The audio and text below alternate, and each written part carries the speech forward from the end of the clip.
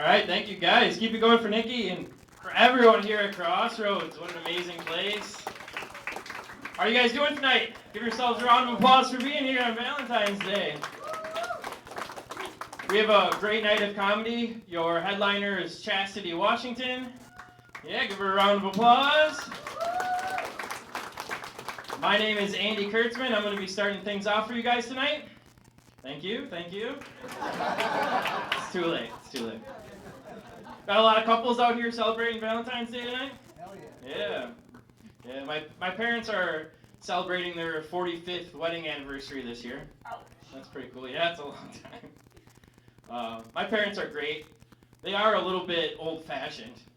Like, for example, my parents and my brother and I, we all share a cell phone account together.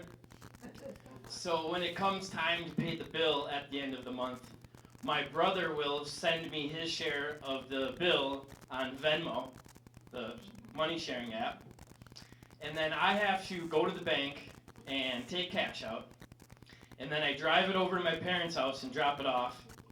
They take the cash and they drive it and deposit it at the same bank. Then they go home and they take this thing called a checkbook. They write out a check for the cell phone bill. And then some guy comes to pick it up on horseback. It's quite the process. And I told my parents, I was like, Mom and Dad, why don't I set you guys up with a Venmo account, and Jack and I can both send you our share of the cell phone bill on Venmo, and then you can go right on your phone and transfer that over and pay the cell phone bill. And she's like, no, yeah, exactly. She's like, no, it's easier this way. Easier for who? Oh my God.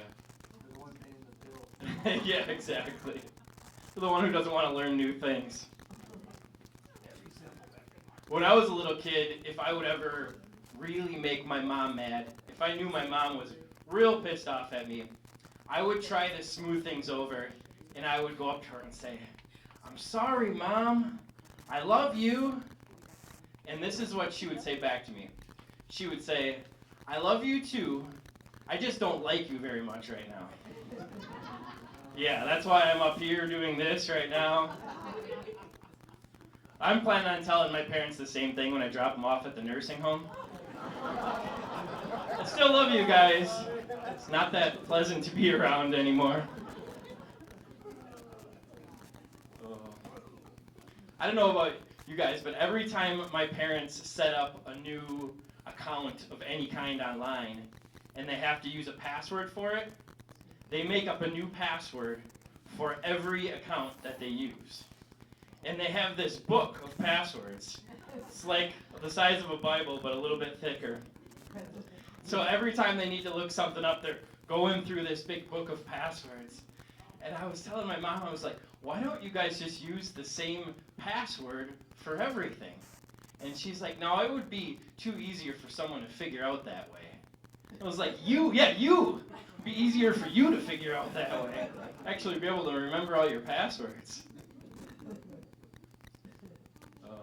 I have a younger brother, Jack, and when Jack and I were kids, we used to love to go grocery shopping with my mom. And one of our favorite things to do was pick out breakfast cereal. We loved to pick out new cereal.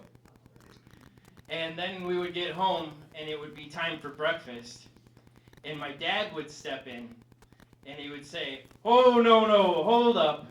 You guys can't open the new cereal until the old cereal is gone. Yeah, I see a lot of the parents like shaking their heads. Get to the point, right? So we used to call my dad the cereal killer. Well, my dad called me a couple weeks ago, and he's like, hey, Andy, I need to get some weed from you. Yeah, we have that kind of relationship. And so I said, yeah, no problem. I still have some of the same stuff you got from me last time. And my dad paused and he said, well, if that's the case, maybe I'll just wait until you get some new stuff. I said, Dad, I can't get new stuff until the old stuff is gone. I have a bunch of half bags of weed laying around, you know. Call me the weed killer. So speaking of parents, the Menendez brothers have been in the news a lot lately. That was quite the 90-degree turn I took there.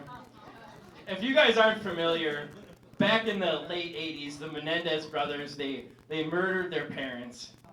And then they went on a spending spree, and they bought Mercedes-Benz and front row tickets to the New York Knicks at Madison Square Garden. Well, it just had me thinking, if my brother Jack and I, if we took out our mom and dad, we might be able to afford like Geo Metros, front row tickets to the Platteville Pioneers. If we're lucky. We have any dog people in the crowd? Yeah? I'm a big dog guy. I have two dogs, and I took them to the dog park today. And the dog park can be an interesting place.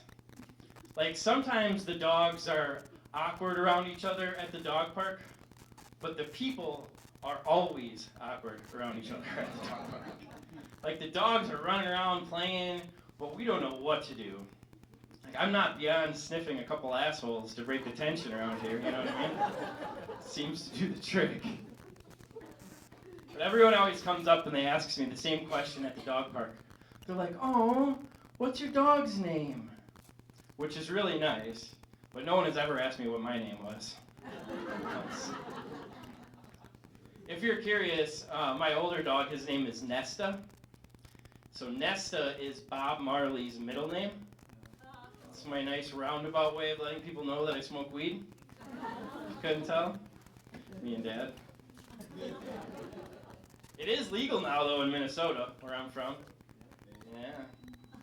I mean, honestly, not a lot has changed since they legalized it in Minnesota. Like, we don't have stores open yet, not in Winona, Minnesota, anyway. I still have to buy my weed from the same sketchy drug dealer that I have been since high school. He's just gotten much less paranoid about the whole situation. Like, he doesn't even come inside anymore. He'll just leave it on the front step like a DoorDash. So according to my drug dealer, it's still technically illegal for him to sell me weed, but he can gift it to me, and then I can give him a donation. So he'll pull up and he'll be like, "Hey man, here's your gift. Now you give me a donation, or I'll break your fucking legs." So yeah, now a lot has changed. One of the nice things about weed is it's been the same price since I was in high school. It's gotten cheaper, if anything, honestly. Weed over the years has gradually gotten better and cheaper, while literally everything else in the world has gotten shittier and more expensive. Like everything. Cars, houses, spouses, everything. I'm not married, I can say that. Like just last week, I spent $70 on a bag of dog food for the dogs. And I spent $35 on a bag of Alaskan train wreck for me. So, yeah, I got one guy that liked that. I do love my dogs. Every once in a while, they'll really put that to the test. Like, I had my dog, Nesta, out for a walk recently, and he was taking a poop, or he was trying to anyway, but he was struggling. And let's be honest, we've all been there, right? When we were little kids, my little brother was in the bathroom, and he was in there just moaning and groaning. And my mom, she's like, "Jack, is everything okay in there?" And he yelled back, and he's like, "No, I think it's a square one." That's a moment to visualize that. Well, my dog Nesta was taking a poop, and he was doing that thing where they'll do the poop squat, and then they walk around that way for a while. And I looked, and there was a string hanging out of his little butthole. Yeah, just be thankful we're not eating anymore. So I really weighed out my options at that point, and then I grabbed on and I started pulling. And it kept coming and coming. Finally, it started getting a little bit tighter, and then all of a sudden, came popping out of there like a cork out of a wine bottle. Yeah, it was equal parts disgusting and satisfying. So, of course, Nesta's relieved, and he takes off running, leaving me here hanging on this dangling piece of dog shit covered stuffed animal I just paid $25 for on Amazon 2 weeks ago. Yeah, I definitely love my dogs. I put in a series of dog doors through my house so that Nesta can go in and out to the fenced-in yard I have outside for him, which is really nice. But I did learn a downside this last summer. I was getting ready for work, and I walked out into the living room, and he was laying in the middle of the living room floor, and he had something next to him. And at first, I thought it was one of his stuffed animal toys. Well, I kind of stopped and did a double take, and there was a half-dead rabbit laying right in the middle of my living room rug. I know, I was pissed, because I ended up having to kill it and throw it in the trash can. I know, I'm going to miss that dog. I didn't really kill my dog. They are great, though, my dogs. When I got them, I was really looking for something to help me with, like, my anxiety and you know, like an emotional support animal. And then I end up with this, like, anxious, nervous little dog, and I'm feeling more like an emotional support human.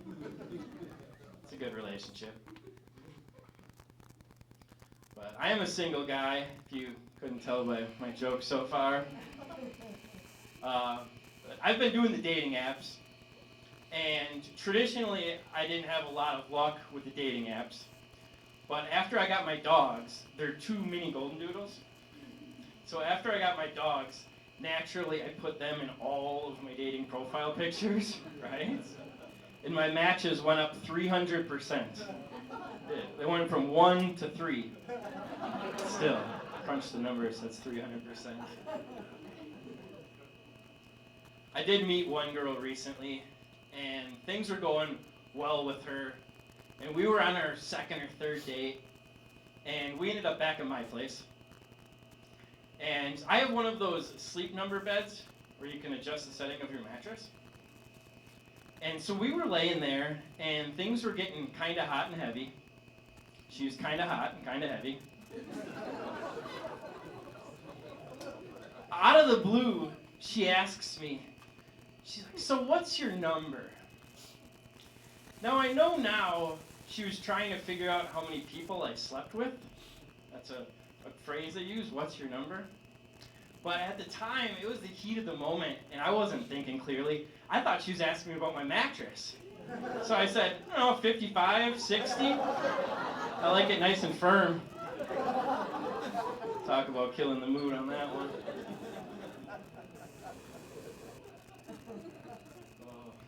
The dating apps have been getting a lot more complicated lately. Like, there's all these new different types of relationships. Like, I matched with this girl on the dating app, and her profile said that she was in an E&M relationship. So if you're not familiar, E&M stands for ethical non-monogamous. So non-monogamous meaning in her case, she's married, but she sleeps with other people. And ethical is a word they put in front to make themselves feel better about it. I'm not here to judge. To each their own, you know. But I don't know, if we hang out, you're going to tell your husband about it? That makes me feel kind of weird. I guess I'm just looking for a more traditional relationship, you know? Where we can just cheat on our husband behind his back. Make me feel much more comfortable about things.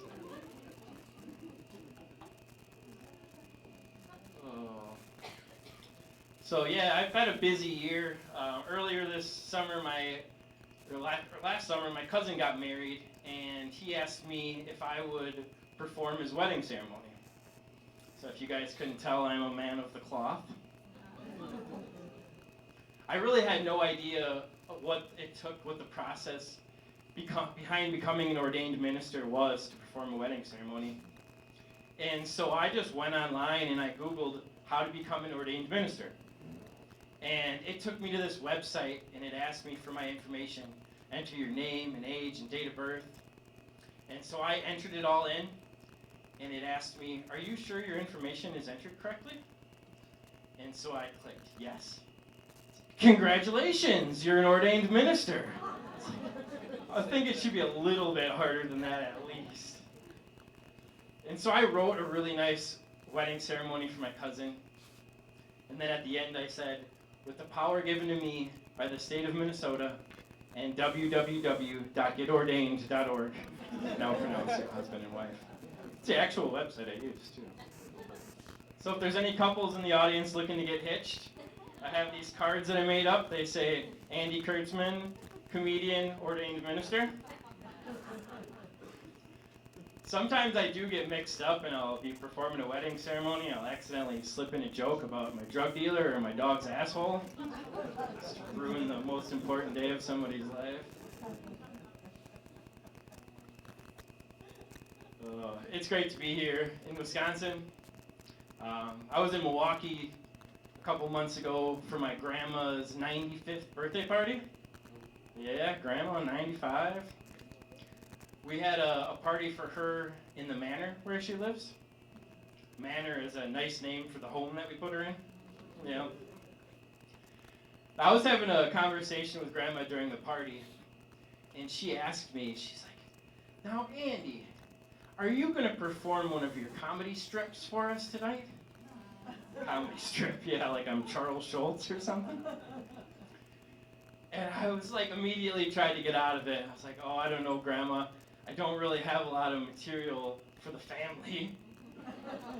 And she looked at me dead in the eyes and she said, Andy, I made it 95 years.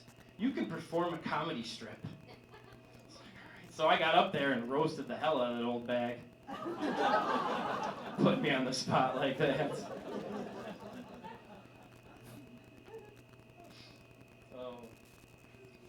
Growing up, one of my favorite musicians was from Milwaukee, Wisconsin, Steve Miller, from the Steve Miller Band.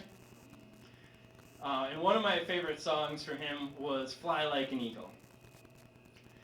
In the song Fly Like an Eagle, Steve Miller sings, I want to feed the babies who don't have enough to eat, shoe the children with no shoes on their feet, house the people living in the streets. Now, when I was a little kid and I heard Steve Miller sing, I want to sing shoe the children with no shoes on their feet, I always thought he meant like, shoo, shoo, get out of here, you barefoot little fucks. You know? Like, how's the people living in the streets? Like, how do you think they are? They're homeless. Like, Steve Miller was kind of a dick. I'm not sure what flying like an eagle is going to accomplish. It's not going to solve anything.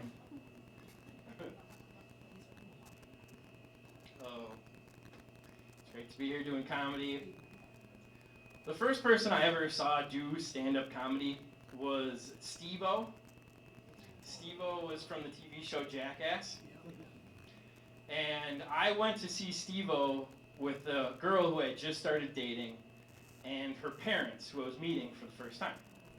Yeah, a little bit uncomfortable. Now, during the set, Steve-O, he asked the crowd a lot of questions.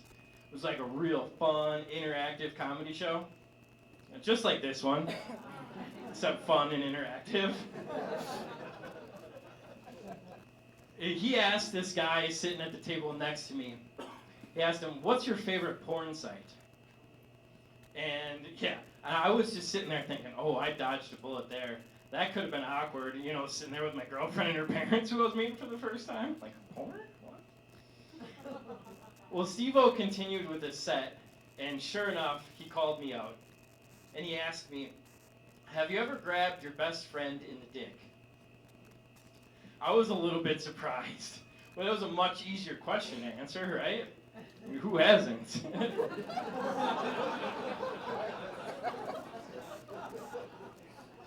So Steve-O, he ends up telling a story about grabbing his best friend in the dick. And then at the end of his set, he lit himself on fire and he did a front flip into a table. Yeah. You ever have an epiphany like, that's what I need to be doing with my life? So if we could clear this table off.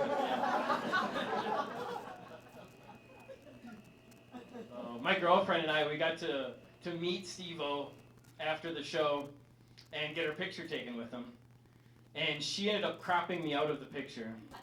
Yeah, while we were still dating. Yeah, who's the jackass now?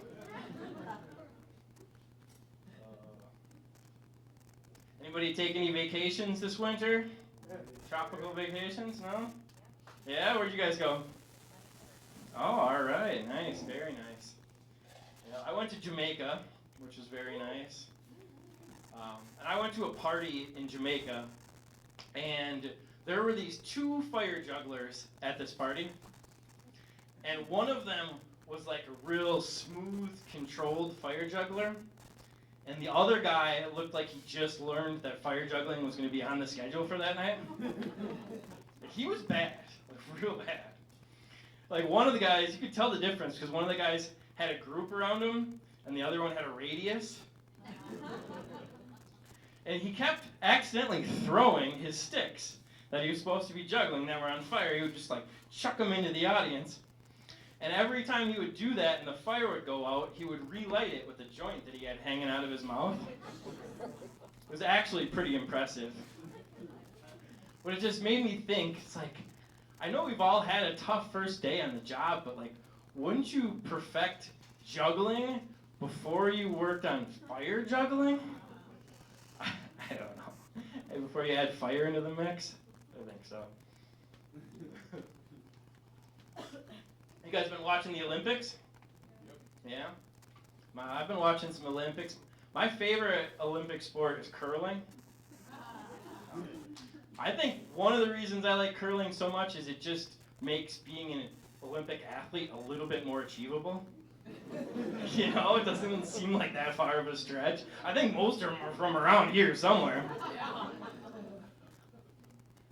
I've always thought the weirdest Olympic sport was the biathlon, though.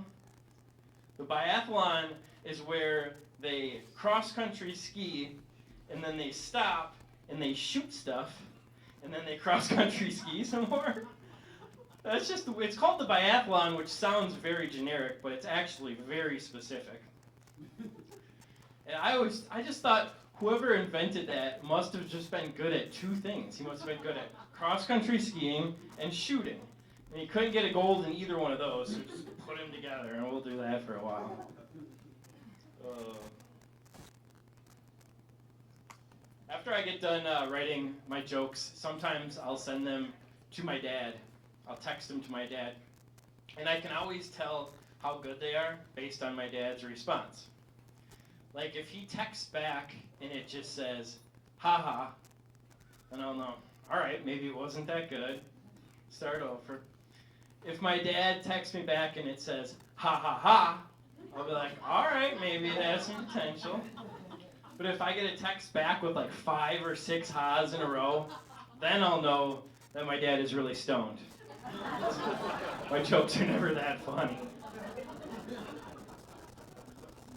I'll leave you guys with this, and then we'll get your headliner up here for the night. But I was doing a comedy show in Rochester recently, Rochester, Minnesota. And before the show, the host had a camera set up backstage, and he was doing free headshots for all the comics. And so I thought, oh, that's nice. I'll take advantage of that. So I went back there, and he asked me, he's like, have you done these before? And I said, yeah, I know the drill. And so I stood there, and I faced the camera, and I got my picture taken. And then I turned to the right, turned back to the left. Those are the ones that I had done before. He was really confused when I bent over and started coughing. And I looked, and there was a string hanging out of my asshole. I was like, not this again. All right, I'm Andy Kurtzman. Thank you, guys. Are you guys ready to keep going with your headliner for tonight? One more time. Are you ready to keep it going for your headliner tonight? There you go. She is open for comedians like Nate Bargatze, Josh Johnson, Charlie Berens, and she has a comedy special on Amazon Prime. Give it up for the hilarious Chastity Washington.